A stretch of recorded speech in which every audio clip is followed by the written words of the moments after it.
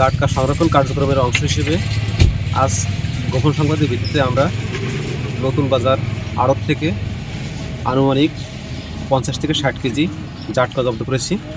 আমাদের যে জাটকা সংরক্ষণ যে মৌসুম এটা শুরু হয়েছে নভেম্বরের 1 তারিখ থেকে, এটা চলবে আগামী 30শে জুন পর্যন্ত।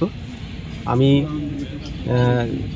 এই জাটকা সংরক্ষণের বিষয়ে আমরা সর্বদা তৎপর আছি এবং যাতে কোনো ধরনের জাটকা বিক্রি টুঙ্গিপাড়া উপজেলায় না হতে পারে এ ব্যাপারে আমরা আমাদের অভিযান অব্যাহত রাখব। এবং আমি এই টুঙ্গিপাড়া উপজেলার সর্বসাধারণেরকে অনুরোধ করছি যাতে 10 ইঞ্চি বা 25 সেন্টিমিটারের নিচে যে জাটকা, সেই জাটকা যাতে তারা মানে বিক্রয় না করে বা কেউ ক্রয় না করে। এই যে না, আমরা এটা গোপন সংবাদ দিতে যে যখনই আমরা এখানে পৌঁছেছি তখনই ওখান থেকে তারা পালিয়ে যায়। তাদেরকে আমরা এই অভিযান আগামী 30 জুন পর্যন্ত আমাদের এই অভিযান অব্যাহত থাকবে।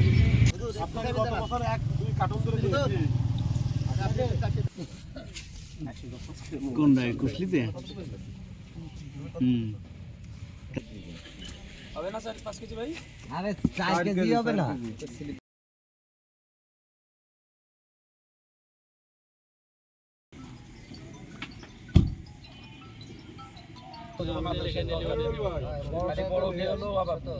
বড়কে ডিমান্ড দেখছেন, তাকে ফোন দিয়ে হাত পাও ধরে আনা লাগে।